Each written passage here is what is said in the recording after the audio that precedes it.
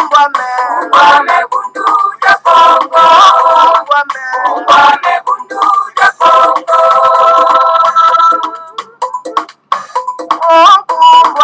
Ubame bundu ya Kongo. Ubame bundu ya Kongo.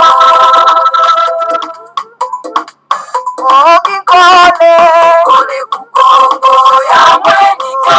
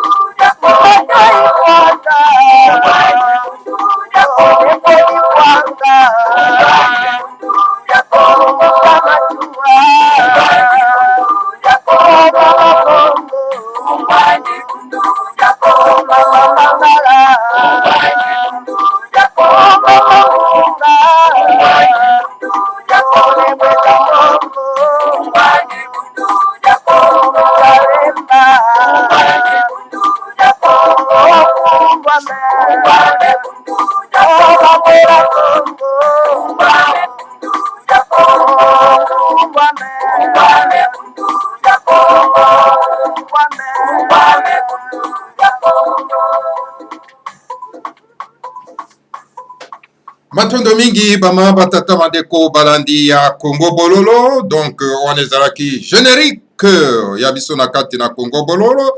Alors tarabiso wana toye lisusu en tout cas na pokwa na lelo pambate lelo ezali ya solo pena en tout cas mokolo mwa mitano ya poso mokolo mwa misato ya sanza mine mobu ya koto mibale na tuku mibale tokomi bongo na ngonga ya zomi na mwambi na miniti tuku mibale na misato elingi koloba ngonga motoba na miniti tuku mibale na misato ya sima nzanga bama batata bandeko balandi ya Congo Bololo toye lisusu en tout cas na pokwa na lelo pona ete kwa kosolola yango topesi bino banso bayenge bambote pe balosako na bino banso ezali ya bino molobeli mbuta bopele bobala elingi koloba malamu koloba en tout cas lelo bama batata bandeko toye po tokoba na série éclaircissement bama batata bandeko éclaircissement na maima l'équipe mazali koleka solo pena en tout cas na mboka ya Kinshasa na mboka ya Congo plus particulièrement na Kinshasa na Pumbu bama batata bandeko et puis epai ya les grands maîtres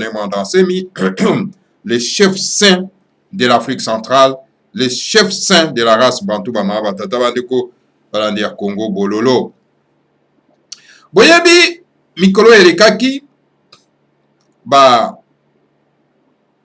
éléments terroristes ya Hippolyte Kanambe déguisé en tenue policier na tenue ya police nationale bakendaki donc ko créer trouble donc bakendaki ko provoquer ba mikengi donc les adeptes de Bundu ya Congo bama batata bandeko o bakendaki koyemba nzembo o bakendaki ko implorer ko invoquer nos ancêtres po ete bakoka ko bomba biso na bokono oyo bato ya misala mabe bafabrike mpona koboma bato bamama batata bandeko. Boyebi yango et c'est soldat qui na donc na mort d'homme bamama batata bandeko. Et qui était l'investigateur ya makambo wana? Donc les éléments terroristes à Hippolyte Karambe. Alors na yango bamama batata bandeko bolandaki ndenge le grand maître de Mandassemi, le grand maître de Mandassemi, le chef saint de la race bantou na micro ya ndeko Piero ndenge a brossé bamama batata bandeko a sali démonstration de force.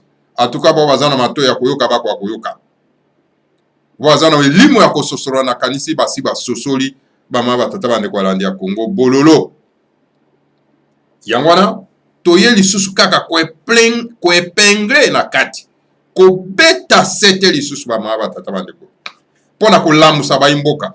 C'est ici éveil patriotique eza kosalema, ezali epai le grand maître de Mandassemi de éveil patriotique ezali kosalema bamama batata bandeko.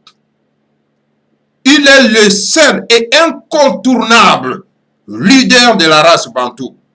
Ce n'est Mandassemi mosusa zate bamama batata bandeko balandi ya Congo bololo mosusa zate. Et mosusa zate oaza ko combattre Hippolyte Karambe mwana tuti rwandais oyo alinga réunion maître na kati ya mboka ezali ya yete. Il est le seul ne Mandassemi bamama batata bandeko balandi ya Congo bololo. Alors boyebi yango très bien bamama batata bandeko maimalekaki kuna boyebi yango très bien. Donc une provocation de plus. Boyebi yango très bien bamama batata bandeko mboka ezali kokonzama na bapaya me bapanzi sango bazosala mosala ya kopanza sango te. Mpona nini? Parce que bayebi ete baza kolia na désordre wana bamama batata balingi désordre sila te balingi désordre continue. Alors lokola le grand maître de Mandassemi moto alingi kotia ordre na kati ya mboka, alors donc les journalistes qui n'ont pas l'esprit patriotique et nationaliste pur dire donc baza komona on dirait que bazo kobotro bango bistek batikaka makambo et continuer na lolenge wana ezali kokende bamama batata bandeko balandi ya Congo au bololo. Alors na yango lelo toyena ko brosser nano mwa mukewa na kati ya éveil patriotique ezali nde awa baoyo baza koyebisaka bino éveil patriotique eza makambo lokuta. Ce n'est pas l'éveil patriotique eza epa na bango bazosala nde mosala ya kolalisa bato. Awa biso tozolamusa bato, tolamusa bato na nzela ya politike ya solo, tokolamusa bato na nzela ya bonzambe ya solo, la spiritualité ya solo, pe tokosimba lisusu na esika wana bamama batata bandeko mpona korépondre na un certain prophète ya lokuta wazolaisa bato pongi bamama batata bandeko balandi ya Congo bololo. Toza na bino pour 30 minutes selama awa na mokolo mwa lelo. Alors bamama batata bandeko na événement wana elekaki bato oyo ya Hippolyte Karambe bagénéraux na ye bake par le grand maître de Mandassemi bake kopesa ye ultimatum. Oh non, longola bamikengi na wa nyonso tu balongwawa e yo mpe ozwa nzela ozonga na Congo central. Est-ce que bato oyo penza, je vais m'adresser à vous. Parmi la police nationale, il y a des Congolais. Nous savons très bien que cette police nationale est engloutie par la coalition Tutsi. Et les Congolais sont devenus comme les petits enfants qui ont peur.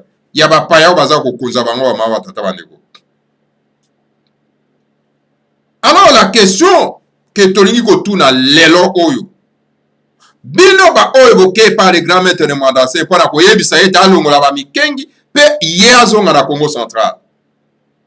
Oh, mabele ya Kinshasa ezali mabele ya ye ya bakoko na ye, mabele ya bakongo, mabele ya baumbu na bateke. Donc baumbu na bateke ce sont des bakongo eza mabele na ye eza mabele ya biso bauta te nga naza ngombe nauti na Équateur naza mouta na kati na mabele ya bakongo naza mouta naza mopaya yo moswahili oza mopaya na mabele ya bakongo Kinshasa eza mabele ya bakongo eza yo tena eza yo na ngai te yo moluba o mabele no eza na Kinshasa te yo na ngai na moluba na moswahili toza bapaya esengeli to songe to kanisa kozonga na mabele ya bakoko na biso batikelaki biso. Alors yo général ya aki na cause ya politique na mbe mopaya oyo kata soni te yo kende oloba na mokolo mboka alongwa azonga na Congo Central bongo mopaya monene oyo boza kotika na kati ya mboka na kinga kati na komba politique na mbe mwana tuti rwandais le faux Kabila. Vous n'avez pas la honte de l'appeler Kabila, de l'appeler José Kabila. Vous n'avez pas la honte. Mais vous n'avez pas la valeur, mes chers amis, mes chers frères. Mopaya, oya vandi na kingakati mopaya mwana tuti rwandais, taximen ya Dar es Salaam, olie bo bimisa ye akende, po azo bebisa mboka bakoko na biso. Mais vous n'avez pas les kilos, ya kokenda koloba na mokolo mboka, abima na mboka. Vous êtes des petits enfants. Vous êtes des petits enfants.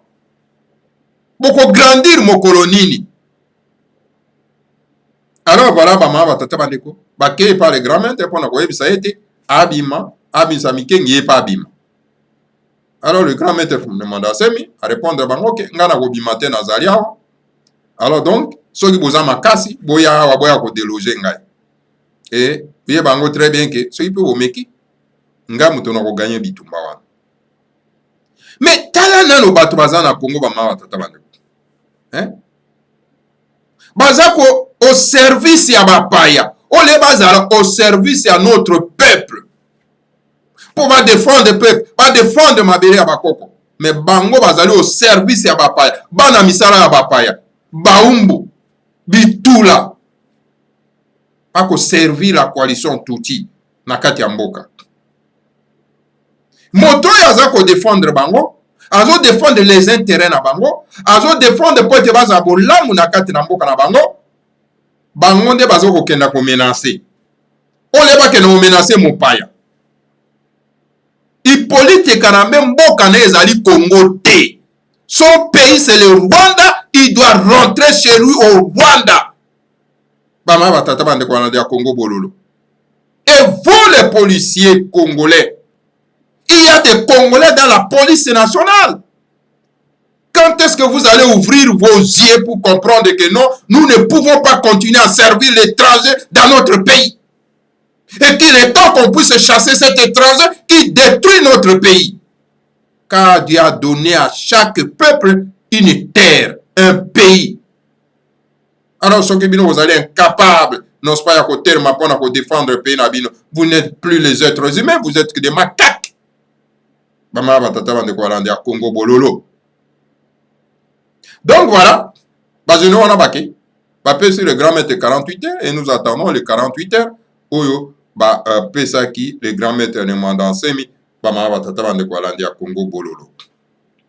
Voilà les gens qui n'ont pas la honte. Omani mboka soki bazu elimo na bino. Bake kokanga yango quelque part.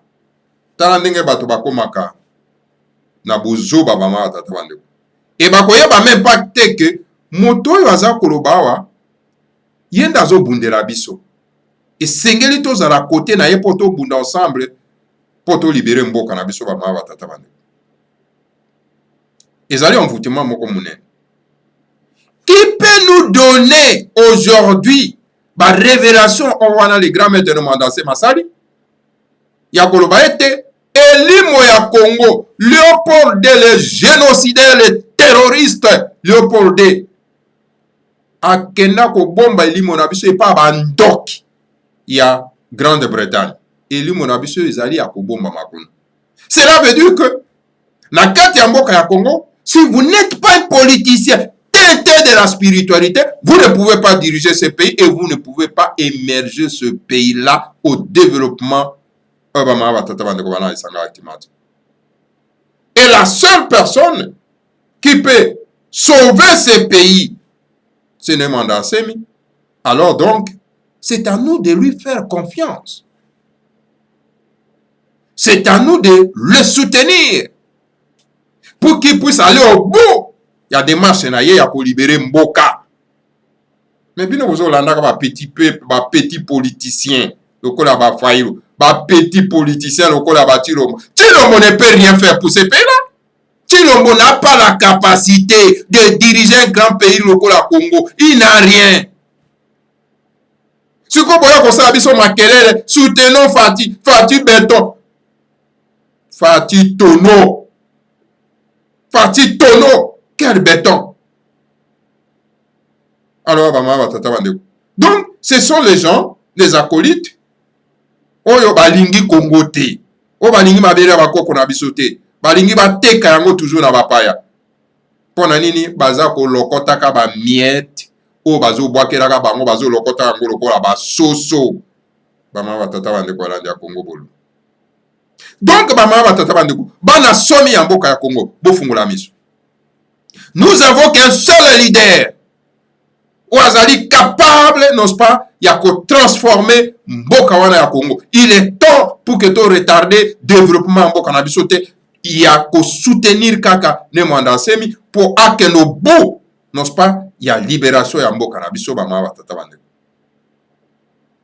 Donc, la libération politique et la libération spirituelle. Tale effet, elimo ya Mboka na biso bakena ko bomba ngwe pa ba mususu. Bazingi yango na ba grand sorcier, il y a Grande-Bretagne. Donc, nous sommes tous au Sarawana et l'autre côté, aussi longtemps que nous libérer Bisso et Limoya Congo T. Le génocidaire terroriste Léopold Akena Bomba Kunana Mboka ya Grande-Bretagne.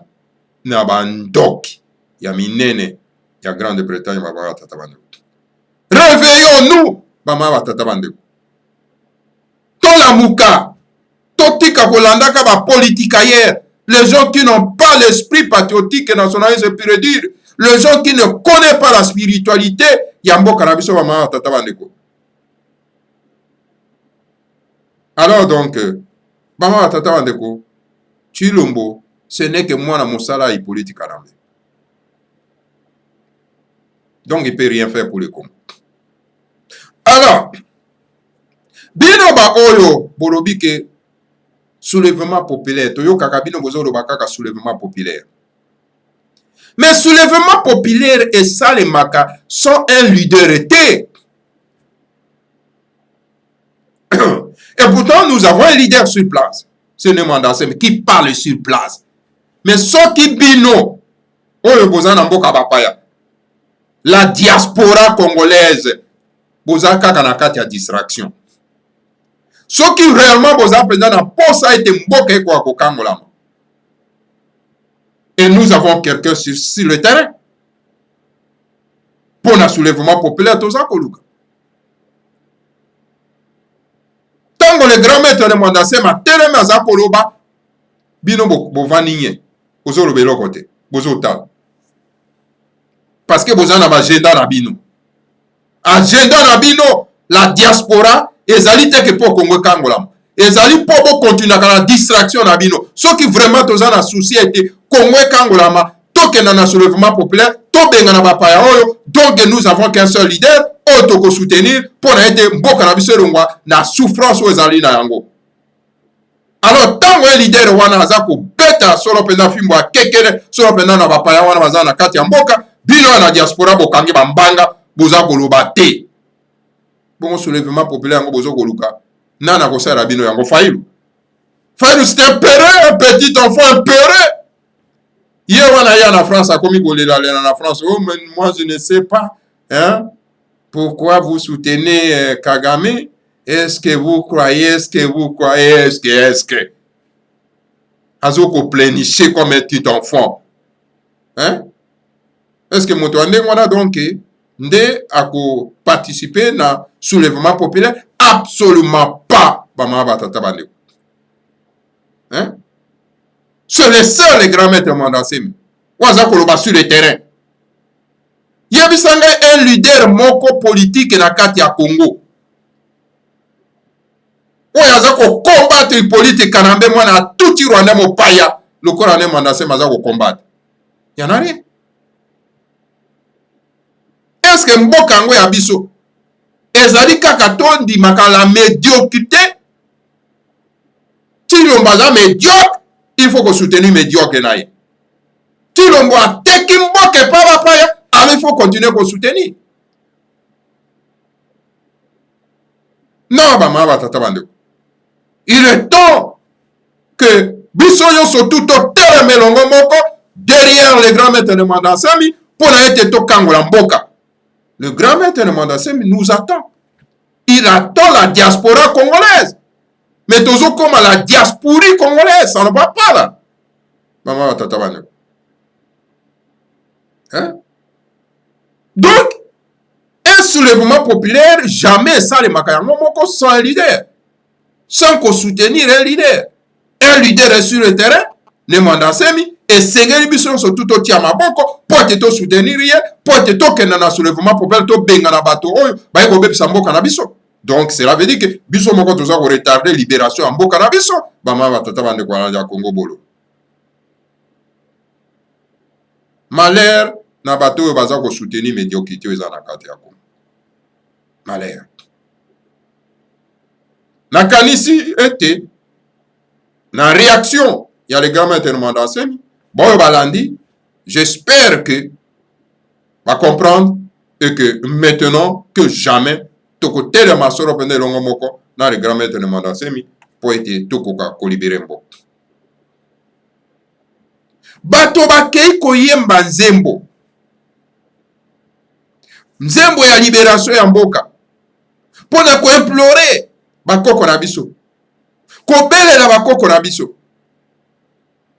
Po ete basunga biso to libérer mboka. Alors bango te.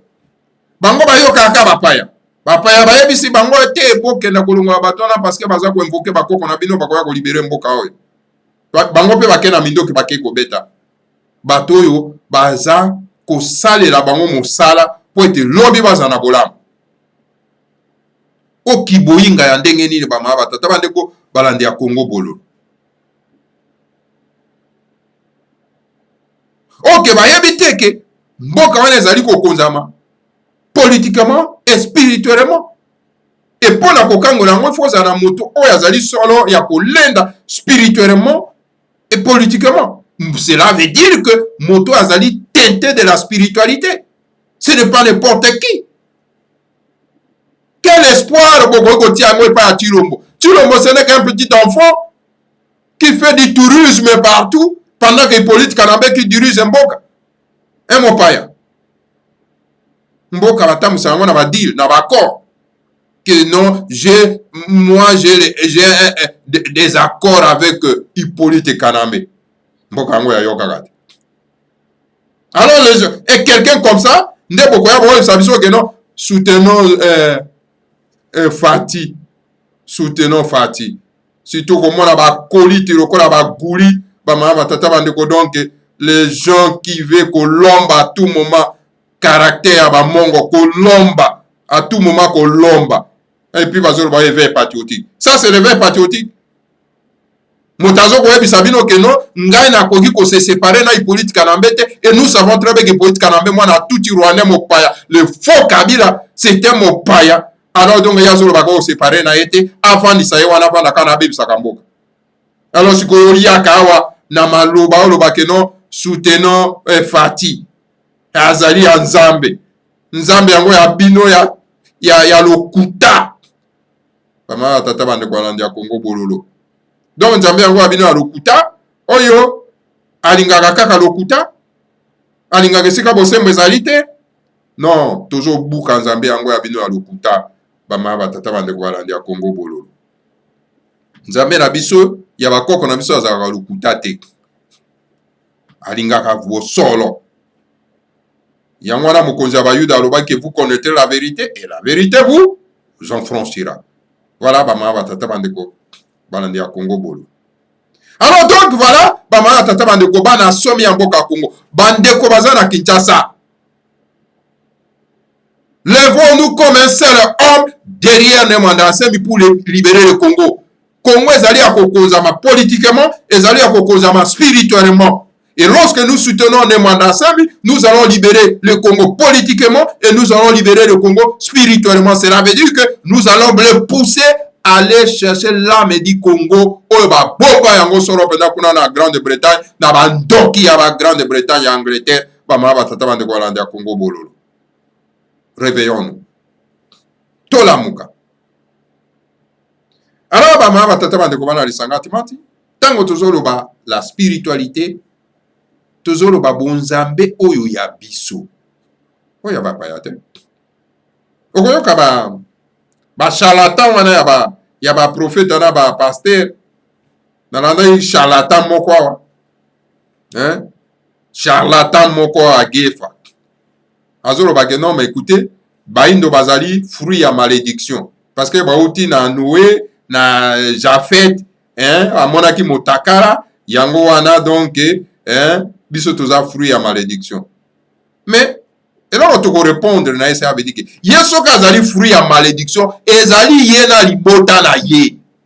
Ni même libota bangombe, ni même libota bangala, ye na libota na ye baza fruit ya malédiction.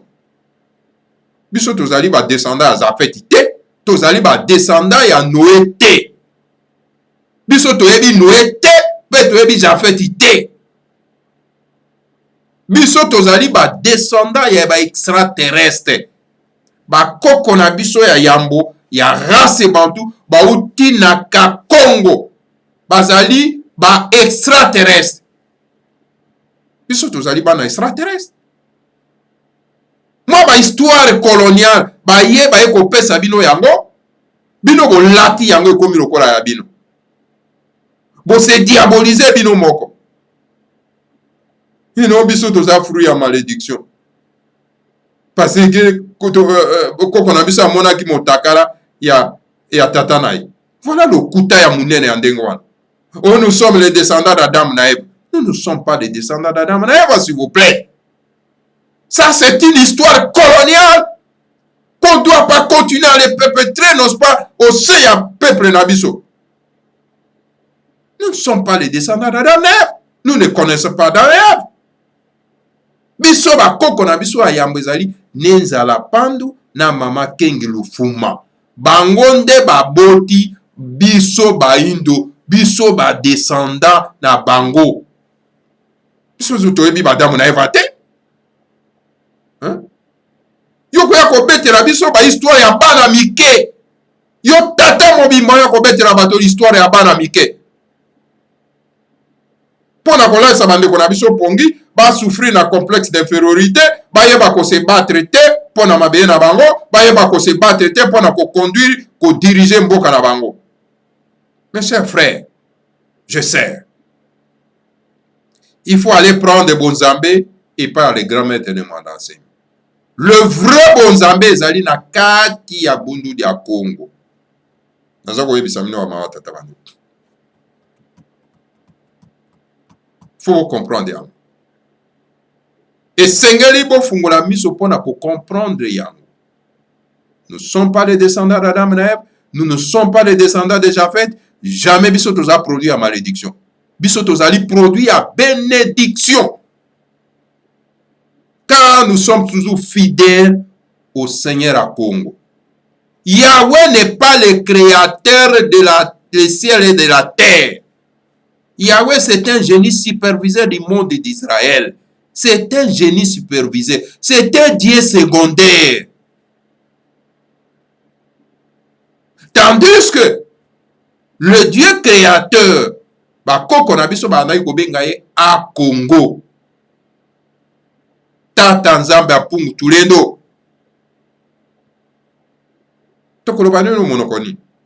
Oh, notre génie superviseur, Yara se Bantou, c'est Nemwanda Congo.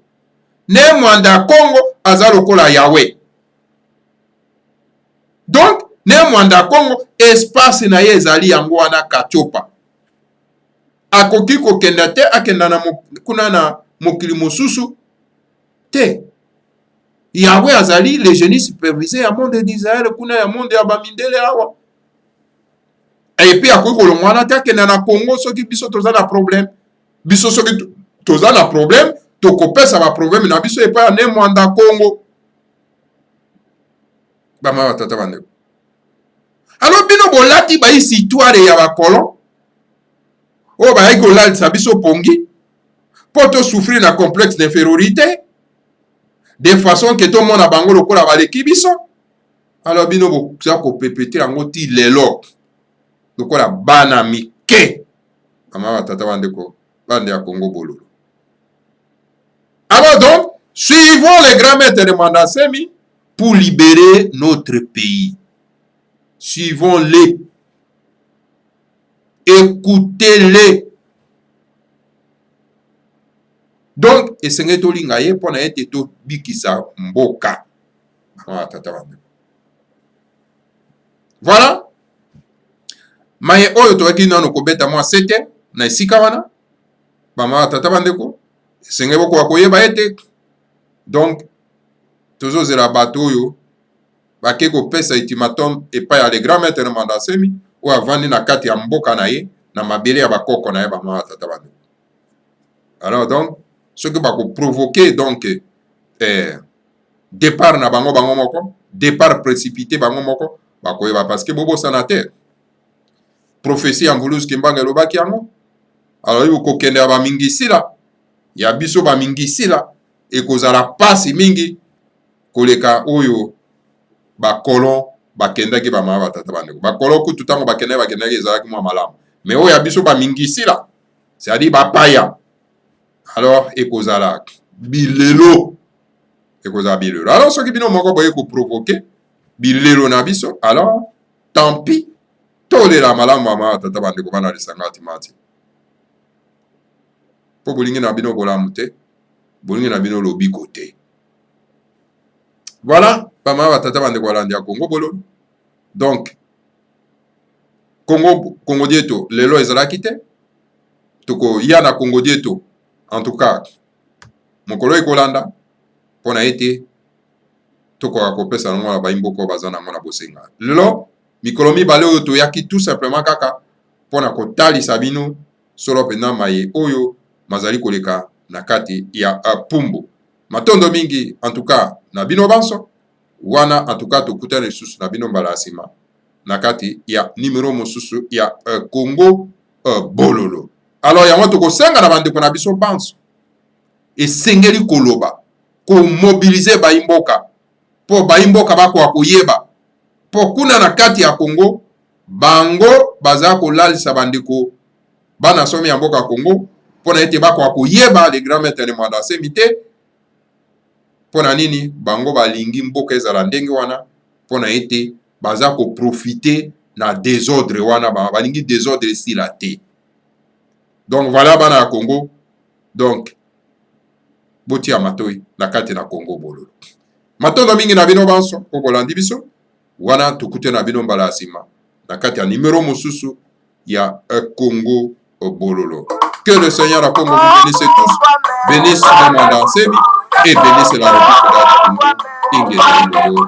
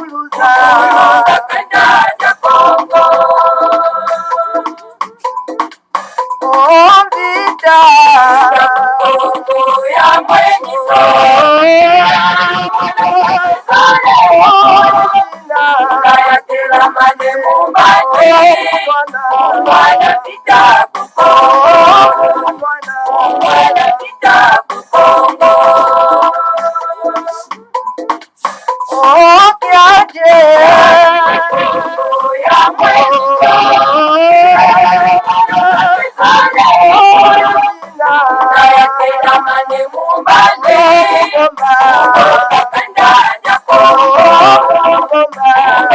kanda ya Kongo Otombe ya mwenika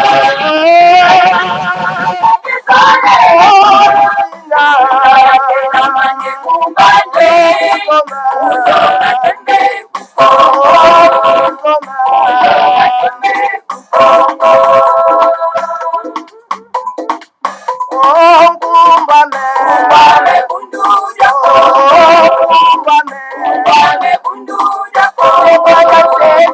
Kumbane bundu